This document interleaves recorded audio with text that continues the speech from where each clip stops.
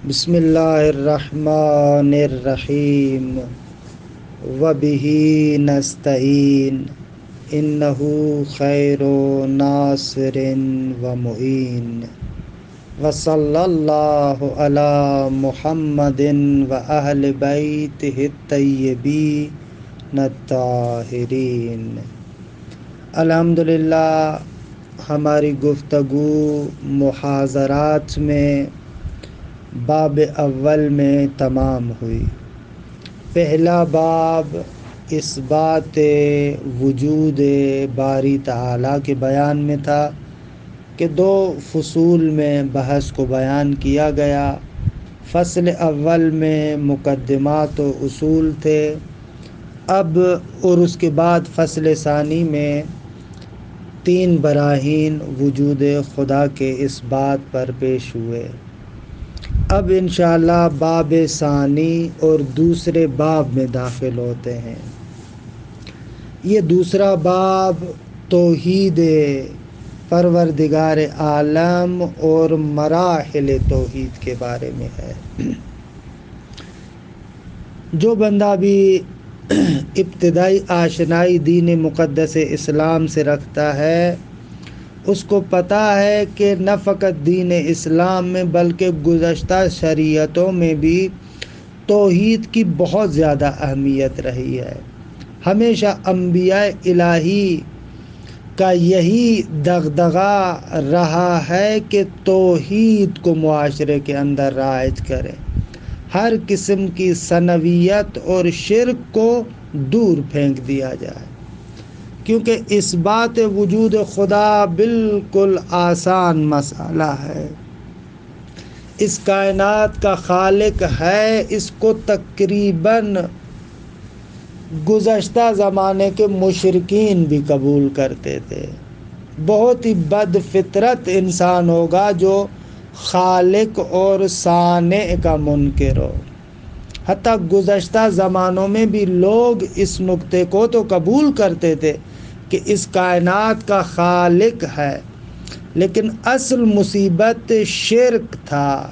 وہ لوگ توحید کو قبول نہیں کرتے تھے، لہذا انبیاء کی کوشش یہ رہتی تھی کہ توحید کو اس بات کریں، توحید کو معاشرے کے اندر رائج کریں۔ لہذا یہ جو بحث توحید ہے بہت ہی اہم بحث ہے، اور انشاءاللہ ہم اس کتاب کے اندر اصل توحید اور اس توحید کے جو 5 مراحل ہیں ان کو ذکر کریں گے۔ توحید فی الذات، ذاتی توحید، توحید فی الصفات، صفاتی توحید، توحید فی الخالقیہ، خالقیت میں توحید، توحید فی الربوبیہ، ربوبیت میں توحید، اور توحید فی العبادہ، عبادت میں توحید۔ ان مراحل کے بارے میں انشاءاللہ آپ کے سامنے گفتگو ہوگی۔ اچھا، پہلا مرحلہ توحید کا توحید ذاتی ہے، توحید فی الذات۔ توحید فی الذات اس کے 2 معنی ہیں۔ ایک معنی یہ ہے کہ خداوند متعال بسیط ہے، مرکب نہیں ہے، چند اجزاء سے مل کر ترکیب نہیں ہوئی، بسیط ہے۔ دوسرا توحید فی الذات کا معنی یہ ہے کہ خدا کا مثل و نظیر نہیں ہے، خدا ایک ہے، خدا کے مقابلے میں دوسرا خدا نہیں ہے۔ یہ توحید فی الذات میں 2 مرحلے ہیں کہ پہلی قسم کو اصطلاحاً توحید احدی کہا جاتا ہے اور دوسری کو توحید واحدی کہتے ہیں۔ توحید احدی یعنی خدا مرکب نہیں ہے، توحید واحدی یعنی دوسرا خدا نہیں ہے۔ یہ 2 مرحلے کہ شاید سورہ اخلاص میں بھی اسی نقطے کی جانب اشارہ ہے۔ قل هو اللہ احد کہ توحید احدی کی طرف اشارہ ہے، اور آخر میں ولم یکن لہ کفوا احد توحید واحدی کی طرف اشارہ ہے۔ اچھا، ان دونوں مرحلوں کے بارے میں گفتگو کریں گے۔ پہلے آتے ہیں اس نقطے کو بیان کریں کہ خدا بسیط ہے، یعنی توحید احدی کو ثابت کریں۔ اچھا، بساطت کو سمجھنے کے لیے ضروری ہے کہ آپ ترکیب اور ترکیب کے اقسام کو سمجھیں۔ ایک شے جو مرکب ہوتی ہے اس کی ترکیب چند طریقوں سے ہوتی ہے، یا دوسرے لفظوں میں جب بھی کوئی مرکب ہمارے سامنے آتا ہے اس کے اجزاء مختلف ہو سکتے ہیں۔ یا تو ترکیب عقلی ہے کہ جس کو ترکیب تحلیلی بھی کہتے ہیں۔ ترکیب عقلی یعنی ایک شے اجزائے عقلیہ سے مرکب ہو۔ اجزائے عقلیہ کیا ہے؟ آپ لوگ منطق میں پڑھ چکے ہیں، جنس و فاصل۔ جنس اور فاصل اجزائے عقلیہ میں سے ہے۔ آپ کہتے ہیں کہ انسان مرکب ہے کیونکہ اس کی ایک جنس ہے جو حیوان ہے اور ایک فصل ہے جو ناطق ہے۔ پس ایک ترکیب عقلی ہے۔ ترکیب عقلی یعنی مرکب اجزائے عقلیہ سے مرکب ہو، کہ یہ منطق میں آپ پڑھ چکے ہیں۔ اچھا، دوسری ترکیب خارجی ہے۔ ترکیب خارجی یعنی ایک مرکب اجزائے خارجی سے مرکب ہو۔ اچھا، اجزائے خارجیہ یعنی مادہ و صورت۔ ایک ابھی میں ابتدائی سادہ عرفی مثال دیتا ہوں تاکہ اجزائے خارجی کو سمجھیں، اگرچہ اس کا فلسفی بیان فلسفے میں۔ مثلا ایک میز اور ٹیبل کو آپ اپنے سامنے رکھیں، ایک اس کا مادہ ہے، ایک اس کی صورت ہے۔ مادہ جزء مادی ہے، صورت جزء صوری ہے، لہذا ٹیبل میز دو جزءوں سے مرکب ہے، ایک مادہ ایک صورت۔ اس ترکیب کو کہتے ہیں ترکیب خارجی۔ یہ سادہ سی مثال ہے۔ فلسفی توضیحات مادے کے بارے میں عرض کروں گا تو بحث سے باہر نکل جائیں گے، کہ مقصود نہیں ہے کہ آپ کو بحث سے باہر لے کر جاؤں۔ پس یہ ترکیب خارجی۔ ایک ترکیب مقداری ہے۔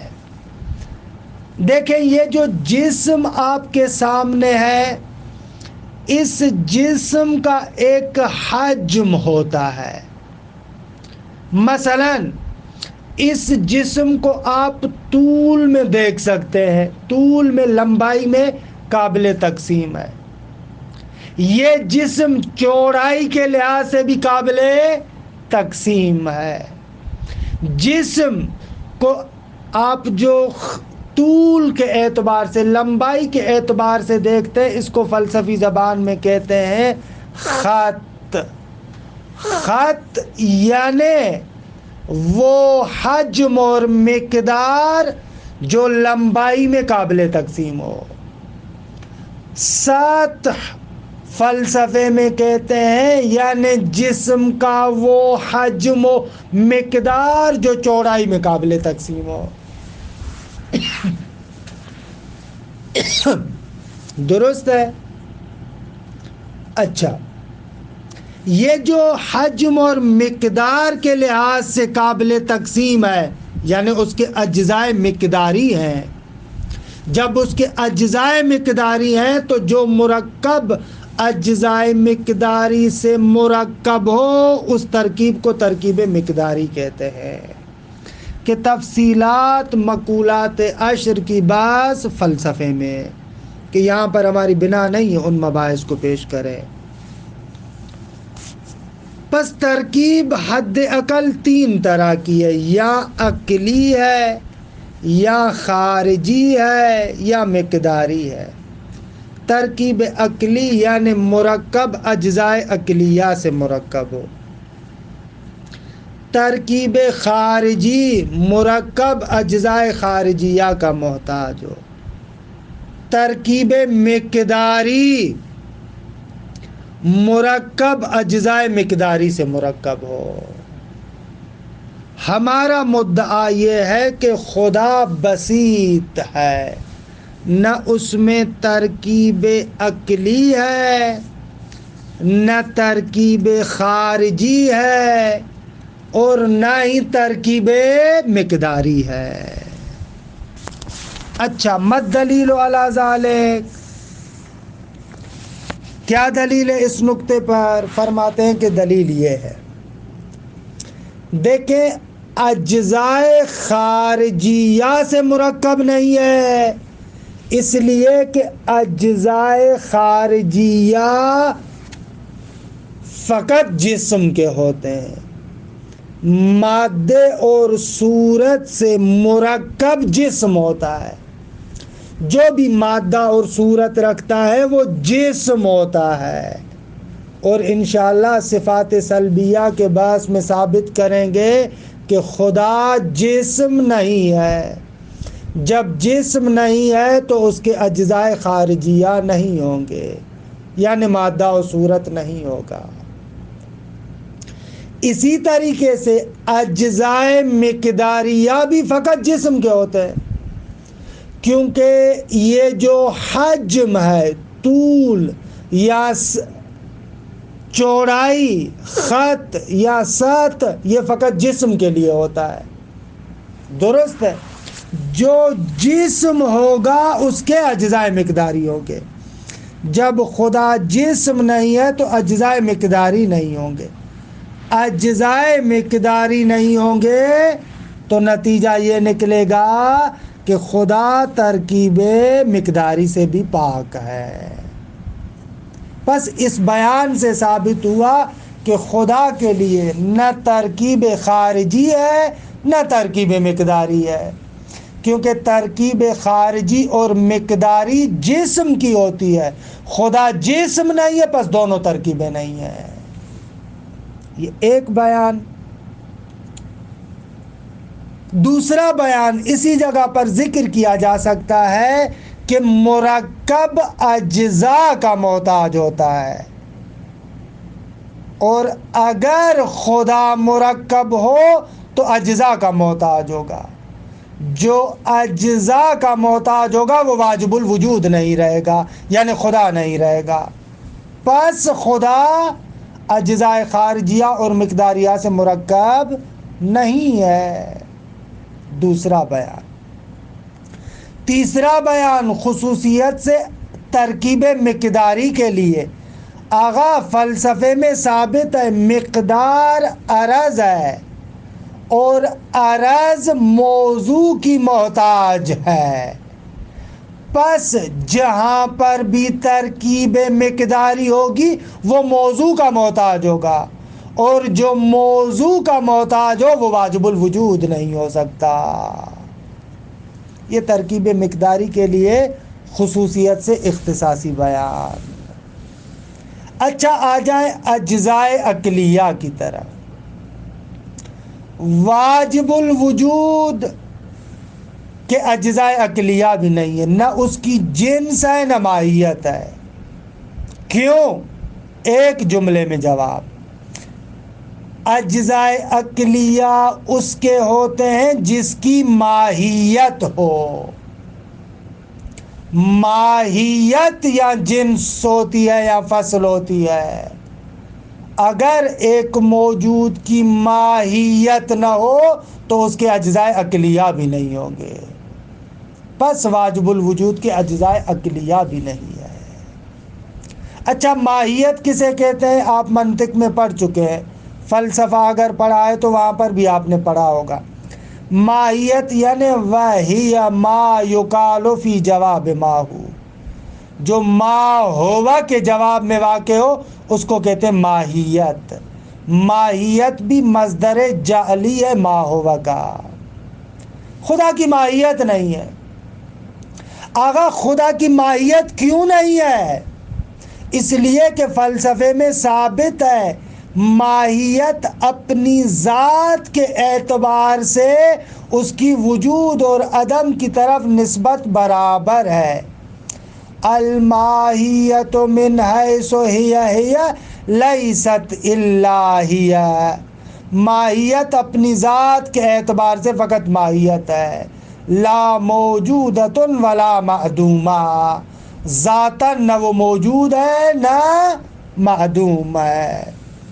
پس ماہیت ہمیشہ ممکن کی صفت واقع ہوتی ہے، اور واجب ممکن الوجود نہیں ہے بلکہ واجب الوجود ہے، لہذا واجب الوجود کی ماہیت نہیں ہے۔ ماہیت نہیں ہے تو اجزاء عقلی نہیں ہے، اجزاء عقلی نہیں ہے تو ترکیب عقلی نہیں ہوگی۔ یہ بیان اس کے لیے کہ خدا اجزاء عقلیہ سے بھی مرکب نہیں ہے۔ کہ یہ تقریباً ہمارا بیان توحید احدی کے لیے کہ خدا بسیط ہے۔ انشاءاللہ توحید واحدی کے لیے خدا ایک ہے، بعد میں بیانات ذکر کریں گے۔ عبارت کو دیکھیں، الباب الثانی فی التوحید و مراحلہ، فرماتے ہیں دوسرا باب توحید اور توحید کے مراحل کے بارے میں۔ یحتل التوحید المکانۃ العلیٰ فی الشرائع السماویہ، فرماتے ہیں کہ توحید کی بہت بڑی عظمت ہے، اہمیت ہے آسمانی شریعتوں کے اندر۔ فکان اول کلمۃ فی تبلیغ الرسول الدعوۃ الی التوحید، انبیاء اور رسولوں کی تبلیغ میں پہلا کلمہ اور پہلی بات یہ ہوتی تھی کہ وہ توحید کی طرف دعوت کرتے تھے۔ وَرِفْضِ الثَّنَوِیَّةِ وَالشِّرْکِ، دوئیت اور شرک کے رفض، اس کو دور پھینکنے کی طرف دعوت کرتے تھے۔ ثنویت یعنی دو خدا۔ یقول سبحانہ، خدا فرماتا ہے وَلَقَدْ بَعَثْنَا فِي كُلِّ أُمَّةٍ رَسُولًا، ہر امت میں ہم نے رسول کو مبعوث کیا کہ ان اعبدوا اللہ، اللہ کی عبادت کرو، واجتنبوا الطاغوت، اور طاغوت سے اجتناب کرو، عبادت فقط اللہ تبارک و تعالیٰ کی کرو۔ فَمِنْهُمْ مَنْ هَدَى اللَّهُ، ان میں سے کچھ لوگ ہدایت پر، کچھ لوگوں کو خدا نے ہدایت کی۔ وَمِنْهُمْ مَنْ حَقَّتْ عَلَيْهِ الضَّلَالَةُ، اور کچھ لوگ ایسے ہیں کہ جن پر گمراہی محکم ہو چکی۔ فَسِیرُوا فِی الْأَرْضِ، زمین کے اندر سیر کرو۔ فَانظُرُوا کَیْفَ کَانَ عَاقِبَةُ الْمُکَذِّبِینَ، اور دیکھو کہ تکذیب کرنے والوں کا انجام کیا ہوا۔ کہ آپ نے غور کیا کہ اس آیت کے اندر توحید عبادی کی بات ہو رہی ہے کہ فقط اللہ کی عبادت کرو۔ وَلِأَجْلِ ذَلِكَ يَجِبُ عَلَى الْإِلَٰهِ، اسی لیے ضروری ہے کہ موحد انسان، اس پر ضروری ہے کیا کہ الترکیز علی مسئلۃ التوحید اکثر من غیرہا، کہ اس کا دوسرے مسائل کی نسبت سے توحید پر زیادہ فوکس ہو۔ وَاِسْتِیفَاءُ الْکَلَامِ فِیہ مَوْقُوفٌ عَلَى الْبَحْثِ حول اہم مراحل التوحید، اس بحث میں مکمل گفتگو کرنے کے لیے ضروری ہے کہ ہم توحید کے اہم ترین مراحل کو بیان کریں۔ کہ یہاں پر 5 اہم ترین مراحل ہیں، وگرنہ آغا نے التوحید و شرک نامی کتاب میں 7-8 مراحل رکھے ہیں، لیکن یہاں پر 5 اہم مراحل کو ذکر کرتے ہیں۔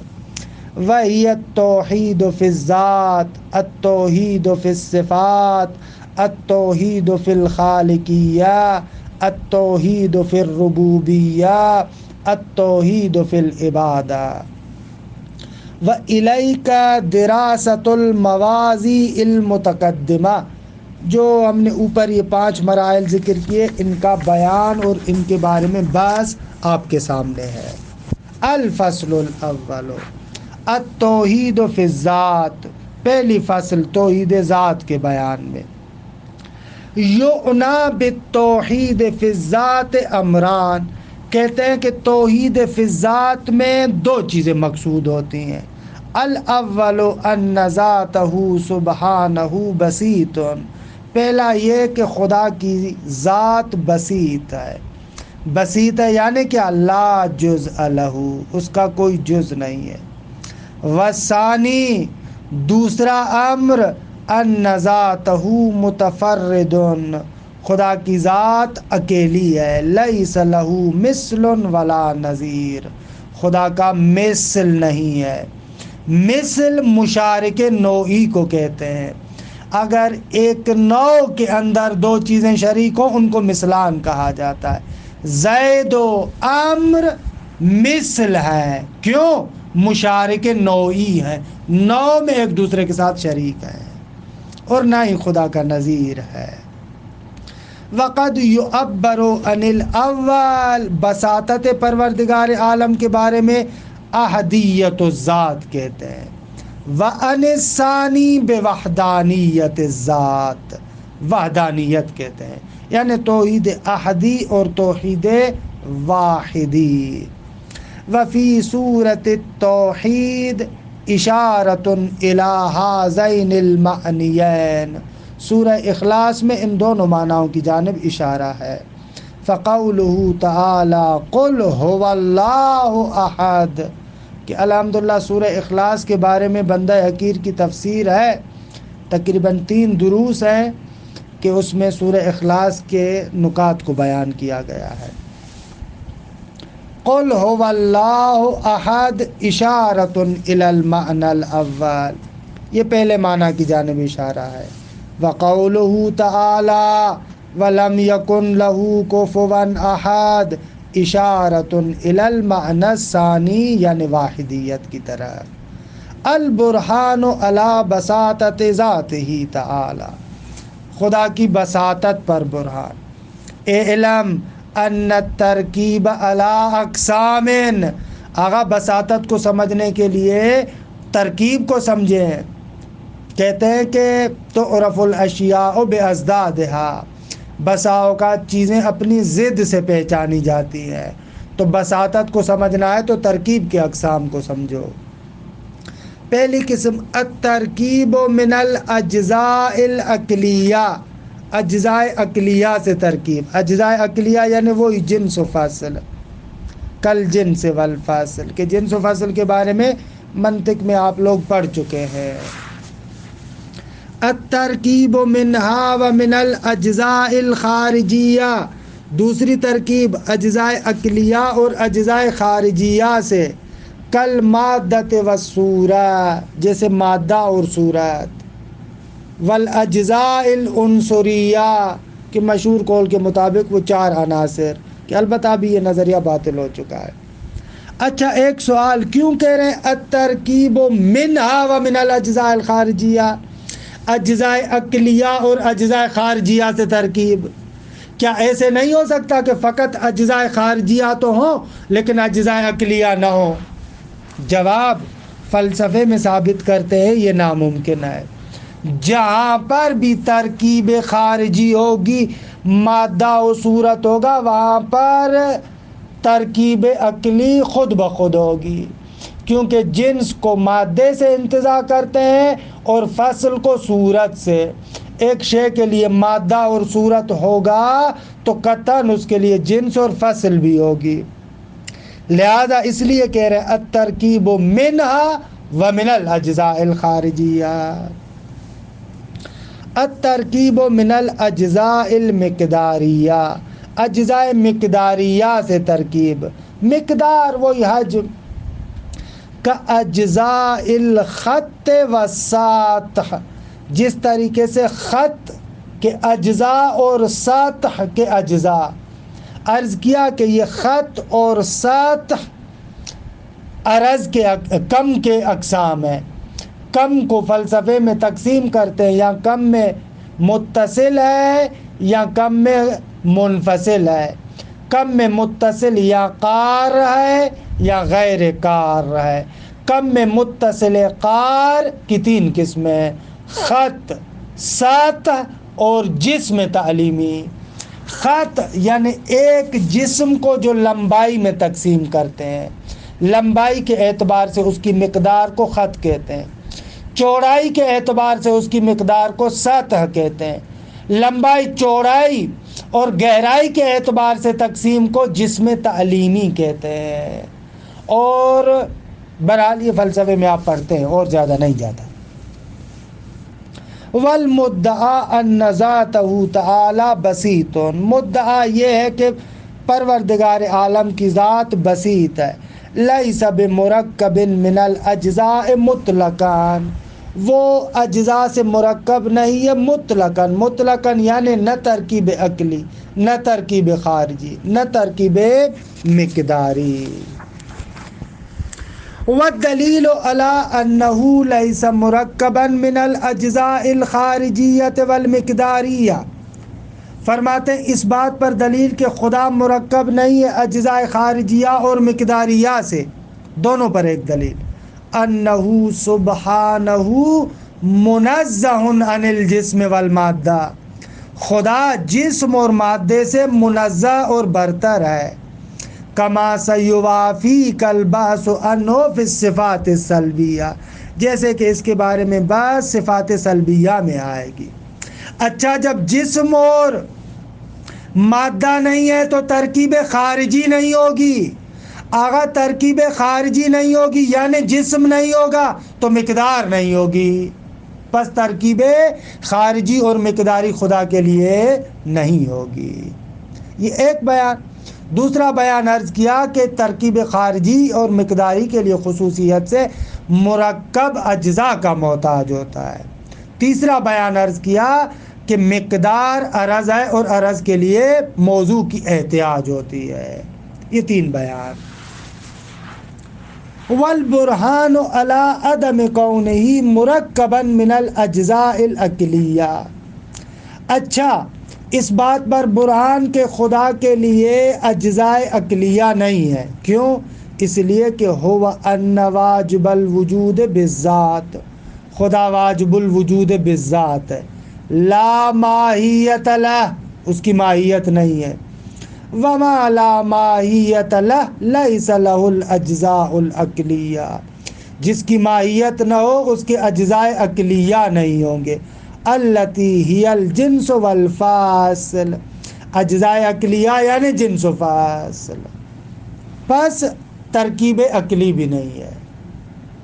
سوال، ایک نقطہ، عام طور پر کلامی کتابوں میں ترکیب کے بارے میں یہ دلیل دیتے ہیں کہ ہر مرکب اجزاء کا محتاج ہوتا ہے، لہذا خدا مرکب نہیں ہے کیونکہ محتاج نہیں ہے. مصنف نے اس دلیل کو کیوں نہیں قائم کیا؟ جواب، اس دلیل کے ذریعے سے فقط ترکیب خارجی اور مقداری کی نفی ہوگی، لیکن ترکیب عقلی کے لیے یہ برہان کافی نہیں ہے، لہذا اس دلیل کو یہاں پر ذکر نہیں کیا. والوجہ فی انتفاء الماہیت عنہ تعالی بہذا المعنی، آگا ماہیت یعنی وہی ما یقال فی جواب ما ہو. کیوں خدا کے لیے ماہیت نہیں ہے؟ فرماتے ہیں اس کا سبب یہ ہے کہ ان الماہیت من حیث ہی مع قطع النظر عن غیرہا متساویۃ نسبت الی الوجود والعدم، اس لیے کہ ماہیت من حیث ہی اس کو علت سے قطع نظر کیا جائے، اس کے غیر سے قطع نظر کیا جائے تو اس کی وجود اور عدم کی طرف نسبت برابر ہے. فَكُلُّ مَاہِیَّةٍ مِّنْ حَيْثُ هِیَ تَكُونُ مُمْکِنَةً، ہر ماہیت من حیث ہی ممکن الوجود ہے. فَمَا لَيْسَ بِمُمْکِنٍ، جو ممکن نہیں ہے یعنی واجب، لا ماہیت لہ، تو اس کی ماہیت کیسے ہوگی؟ واللہ تعالی بما انہ واجب الوجود بالذات، خدا اس اعتبار سے کہ واجب الوجود بالذات ہے، لا یکون ممکنا بالذات، پس وہ ممکن بالذات نہیں ہوگا، کوئی بھی واجب الوجود بالذات ممکن بالذات نہیں ہے، پس فلا ماہیت لا، خدا کی ماہیت نہیں ہے، جب ماہیت نہیں اجزاء عقلی نہیں، اجزاء عقلی نہیں تو ترکیب عقلی نہیں ہوگی۔ یہ ایک بیان۔